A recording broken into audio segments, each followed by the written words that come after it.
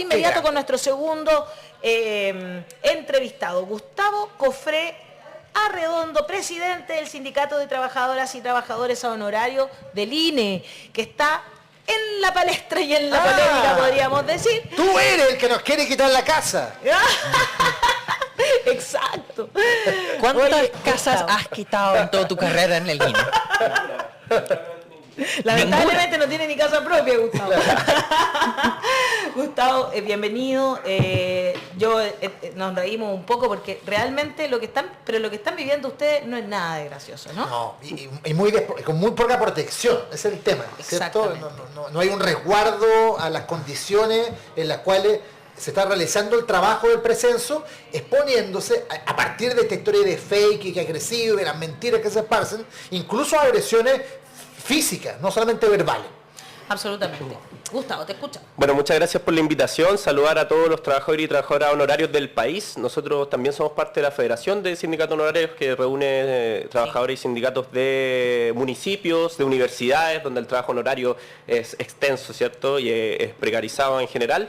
Y lamentablemente sucedió este tema que ha sido muy mediático, ¿cierto? Donde se increpó a una de nuestras compañeras en terreno. Muy maltratada. Muy maltratada. Muy horrible. Pero lo peor de esta situación es que esto no es la primera vez.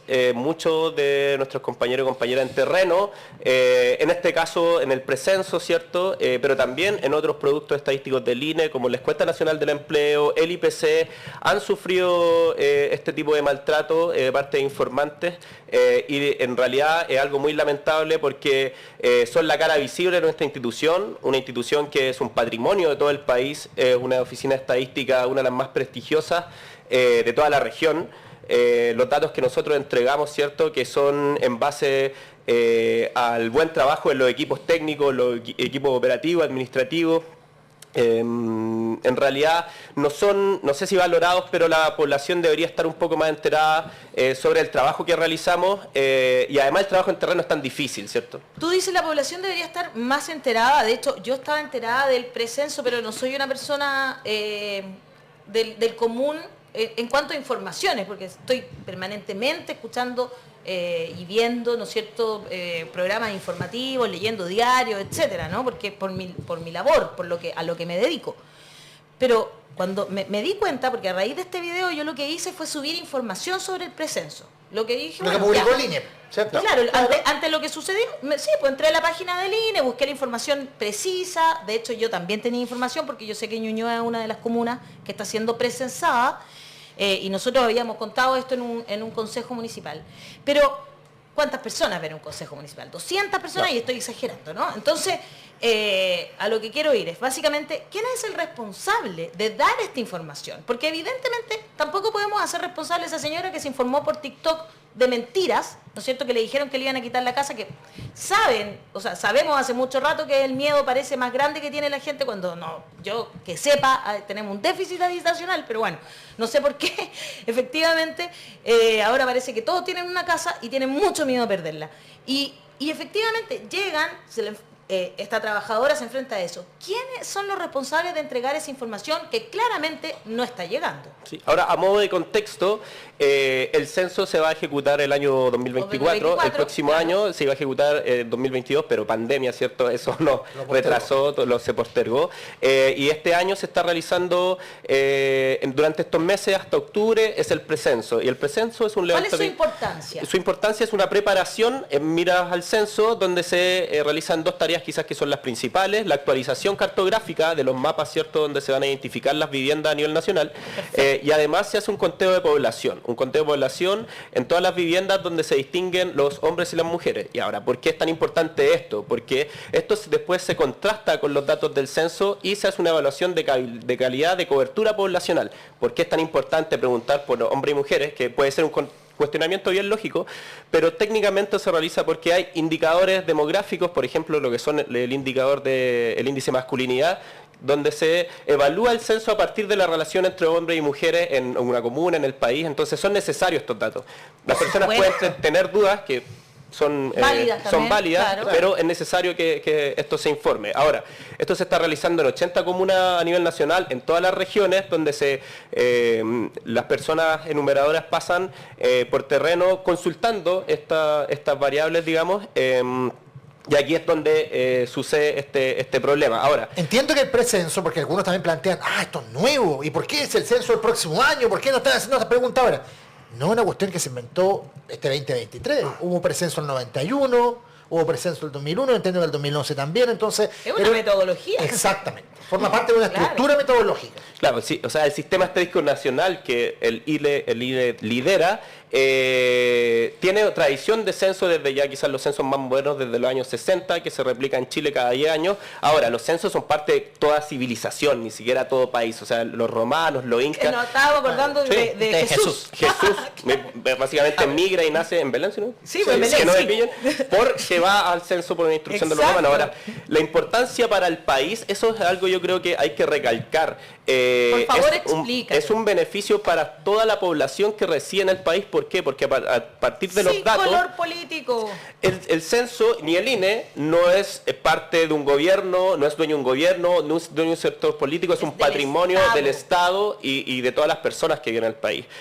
Los datos que recabamos en los distintos productos estadísticos, no solamente en el censo, se utilizan para políticas públicas, para investigación, tanto en el mundo público y privado. Entonces, hacemos un llamado a que las personas colaboren, porque finalmente hay muchas políticas públicas que tienen que ser enfocadas, ¿cierto?, reactualizadas en función de la población de una comuna, ¿cierto?, y las necesidades de las personas van cambiando con el tiempo. Hay población en áreas rurales, por ejemplo, que van envejeciendo, hay población urbana que tienen más cantidad de niños y niñas adolescentes, entonces toda esa información se requiere y es sumamente necesaria para la planificación del Estado. Fantástico que lo expliques de esa forma y explicar, incluso hoy día leía a una profesora universitaria que decía que sus jóvenes, a los que ella les hacía clase, no entendían la diferencia entre gobierno y Estado. O sea, el Estado es lo que nos protege más allá, ¿no es cierto?, donde vivimos en una sociedad de derecho que tiene un Estado y una estructura que más allá de cualquier cosa de lo que queramos hablar, no tiene un color político, es el Estado. El Estado es un... El Estado es permanente. El gobierno es de turno y que maneja el Estado, ¿no? Uno tiene elecciones democráticas y entonces el gobierno, por un tiempo reducido, un mandato fijo, maneja el Estado, ¿no? La parte temporal de manejo y la infraestructura permanente que maneja. Ahora, volviendo al punto del censo, tenía un par de preguntas. El trabajo de ir casa a casa, ¿no?, que es el trabajo más precarizado muchas veces, al final los funcionarios y funcionarias permanentes muchas veces están en eso, con muchos colaboradores que no tienen esas protecciones laborales, están en una posición de vulnerabilidad, como todas las personas que cumplen ese tipo de trabajo, ¿no? Al final, si uno trabaja en delivery, también ir casa a casa es una posición de vulnerabilidad. Los taxistas, ni hablar, como pasa muchas veces que les quitan los autos y los roban por el dinero. Hay una preocupación en tiempos de crisis de seguridad con el tema de la integridad hasta física de los que hacen cosas casa a casa. Entonces siempre ha sido peligroso.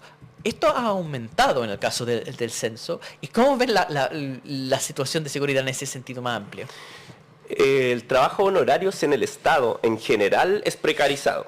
Ya, nosotros por eso, de hecho, surgen los sindicatos de honorarios y estamos agrupados a nivel nacional en la federación y en algunas federaciones. ¿Por qué? Porque el Estado en 20, 30 años, donde el trabajo honorario se ha expandido, ¿cierto?, por una restricción muchas veces de contratación, de contratas y plantas, hemos sido los sindicatos quienes hemos tenido que luchar para avanzar en derechos sociales, derechos laborales, ¿cierto?, con mayor o menor éxito en algunos casos.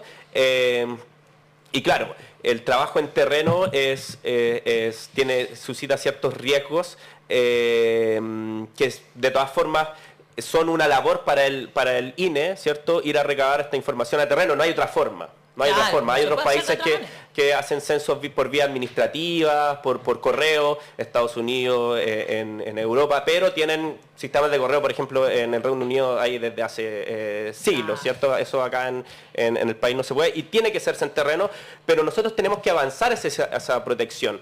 El trabajador honorario tiene mucha precariedad en temas de seguridad. Ahora, temas de seguridad pública se les suma, ¿cierto? Muchas dificultades a nivel del operativo, por ejemplo, es muy difícil llegar a sectores residenciales de condominios porque no te quieren abrir la puerta, en sectores populares quizás hay otro tipo de problemas, esto se tiene que levantar de Arica a Magallanes, entonces hay situaciones también climáticas donde el personal del terreno tiene que estar con lluvia, ¿cierto? Con calor, entonces hay una dificultad en ese trabajo, pero es el momento de que nosotros podamos, y que es una reivindicación de nuestro sindicato, de que el trabajo en el INE no sea solamente coyuntural a esta situación del censo, sino que tenga una protección permanente, porque censo y proyectos en terreno van a estar permanentemente ejecutándose. Yo te preguntaba, ¿quién tiene la responsabilidad de lo que pasó? Porque al final, o de lo que está pasando, que esto es una muestra solamente. Y de garantizar la seguridad de ellos en la calle. Yo decía dos cosas. Pero es que una forma de garantizar la seguridad es que la población esté informada. ¿Y cómo logramos esa información? A través de medios de comunicación. Y el Estado tiene dinero para informar a través de los medios de comunicación que está dentro del presupuesto nacional. Entonces, aquí no hubo. Yo siento que nosotros hemos hecho lo que hemos podido, la mayoría, pero somos algunas radios, ¿no es cierto?, algunos noticieros, pero entregarlo una vez, tú sabes que la información de este tipo, que va a ser una campaña que dura desde marzo hasta octubre, efectivamente tiene que ser entregada cada cierto tiempo para que la población completa esté informada. Y eso no se ha visto, ¿no? Es claramente la falta de información los pone en mayor riesgo, más aún de lo que ya tienen en precarización laboral, también en esto de no información. ¿Quién es responsable de esta? Porque hay una campaña. Por un lado está la ultraderecha que tiene estas campañas de desinformación, que no son, ya estamos viendo, que no son gratuitas, que generan este tipo de violencia, ¿verdad?, en las calles. Y por otro lado, también está el Estado que tiene el deber de informar. Entonces, ¿dónde está la responsabilidad aquí?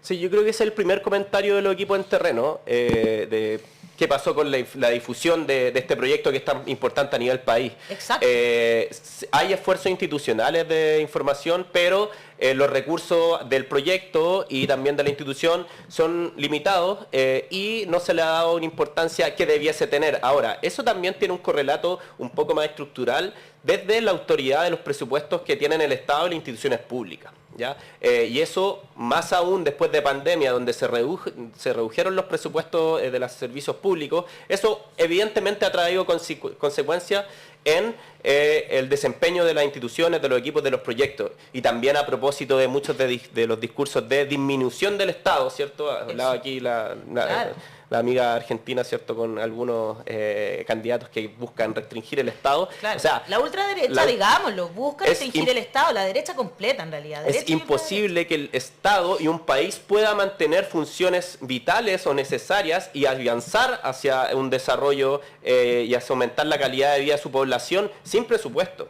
Lo que nosotros necesitamos como institución para que la población se informe de este tema es que estemos presentes en medios de comunicación masivos. Las personas se informan principalmente en televisión, en radios locales, no solamente en las radios nacionales, y eso ha existido... y en Internet, con mucha mayor confianza. Y en también. Internet, claro.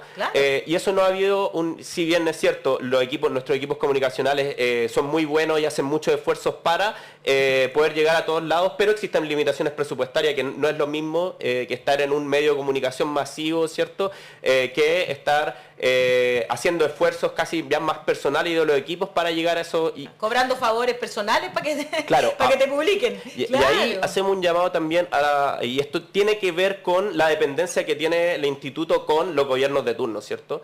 Que nuestra demanda histórica es que el Instituto Nacional de Estadística tiene que tener una independencia, una autonomía, tiene que reflejar su presupuesto en algo permanente. Año a año los directores y las directoras del INE tienen que ir a negociar con DIPRES cada uno de los proyectos, ¿cierto?, que tienen mucha importancia estadística para el país. Entonces, eso no puede ser así, porque si no, hemos tenido gobiernos donde se ha reducido mucho nuestros equipos y eso básicamente estamos los funcionarios y funcionarias, ya sea honorario, planta y contrata, los directivos, los jefes de área, y eso en realidad no debería ser así, ¿cierto? Debería el Estado tener una política de desarrollo estadístico y resguardar el censo, que finalmente es un patrimonio y un objetivo a nivel país. Absolutamente. Esteban Opaso dice, no puedo creer que estemos ante la necesidad de explicar para qué sirve un censo. Bueno, Esteban, así es.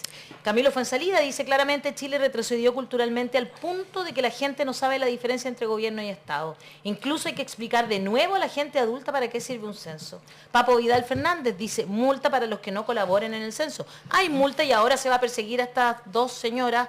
Pero la verdad, yo creo que es mucho más importante que se hubiese informado a tiempo, para que esto no sucediera.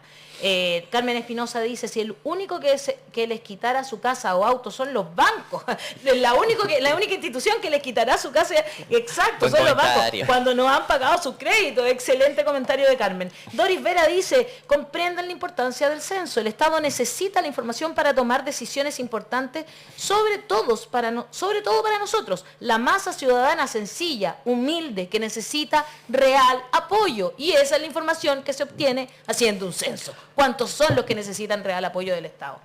Ya, muy bien. Hemos aclarado lo que es un censo, espero. Una pregunta. La diferencia entre un censo de hecho, un censo de derecho, que va cambiando, ¿cierto? Y eso tiene efectos en términos del trabajo que se está realizando. ¿Podríamos hablar un poco de eso? Sí, por supuesto. Es importante porque en general en Chile la tradición era realizar censos de hecho, ¿ya? Las diferencias, yo creo que técnicamente hay diferencias, una técnica y operativa. El censo de hecho, técnicamente uno empadrona a la población en donde está presente, ¿ya? La pregunta era si en esta vivienda alojaron las personas, ¿cierto? En cambio, un censo de derecho se censa por su residencia habitual. Es un detalle técnico, ¿cierto? Pero, por ejemplo, es necesario girar hacia un censo de derecho porque la mayor cantidad de estadísticas se hace a partir de conceptos como el hogar, y el hogar trabaja con la residencia habitual, no con la población presente. Y en cuanto al operativo, que yo creo que es algo más visible, el censo de hecho se realiza solamente en un día, o la mayor cantidad del operativo, donde se decretaba feriado, ¿cierto? Un día miércoles, las personas participaban de forma voluntaria. En general eran estudiantes de tercero o cuarto medio, funcionarios públicos, claro. Personas comunes y corrientes que eran voluntarios, y en ese día se censaba la mayor población. El censo de derecho, por otra parte, considera un periodo de recolección de varias semanas con personal contratado, ¿cierto? Que a propósito de este video que la persona decía, ¿cuánto te están pagando? Por supuesto, es un trabajo. ¿Sí? Es un trabajo, tiene que pagarle, pero es un trabajo que le ha ido bastante mal cada vez que han intentado hacer censos. Claro, ahí hay un mito. ¿Por qué? Porque el 2012, y es importante que esto se aclare, el censo de derecho no quiere decir que sea un censo mal ejecutado. De hecho, todos los países, la mayor cantidad de países de la región están girando de un censo de hecho a un censo de derecho, ¿ya?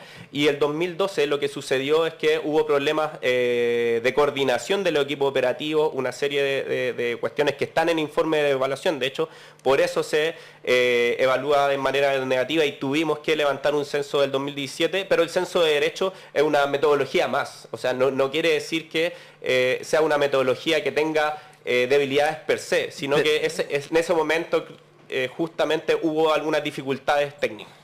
Muy bien, muchas gracias, Gustavo. Nos habría gustado tener más tiempo para conversar sobre esto. Creemos que es un tema de hecho, no se había hablado en los otros medios de comunicación, hasta que ayer nosotros hablamos aquí, haciendo una crítica muy grande a los medios de comunicación. Le agradezco a quienes lo han reconocido. Janet Muñoz dice, por TikTok hay que informar. Big John, es que por todos los medios hay que informar, porque toda la gente se informa por diversas plataformas hoy en día. Yo creo que iría un poco más. Hay que tener una estrategia contra la desinformación, porque lo que está ocurriendo ahora se sabía que iba a pasar. Se sabía que iban a haber los... No pensé que la ultraderecha iba a ir en contra del censo, que te juro que no entiendo ¿qué les provocó? ¿Qué te provoca? O sea, ¿de qué te sirve si somos todos y todas y todos los que nos vemos beneficiados? Pero es que ellos no lo ven así, pues, acá estaba recibiendo comentarios. Él aclaraba la independencia y el sentido de Estado del INE. Hay gente que dice, no, porque estamos bajo el gobierno de Boric. Algo se están tramando, me escribían recién. El INE algo se está tramando. Entonces, es una batalla muy compleja, casi cultural. Bueno, estoy haciendo un curso sobre cómo combatir las desinformaciones, así que vamos. Join Notification dice, gran valor, Gustavo, un abrazo a este servidor y eso, pues, así que muchas gracias, Gustavo. Sí, algo para finalizar, por favor, les solicitamos, bueno, ojalá que todos los que nos están escuchando, no seguir difundiendo el video porque pónganse en el papel de la compañera en terreno, está saliendo su imagen en todos los medios, entonces por favor no sigamos difundiendo eso que obviamente yo creo que a cualquiera nos afectaría mucho. Muy bien.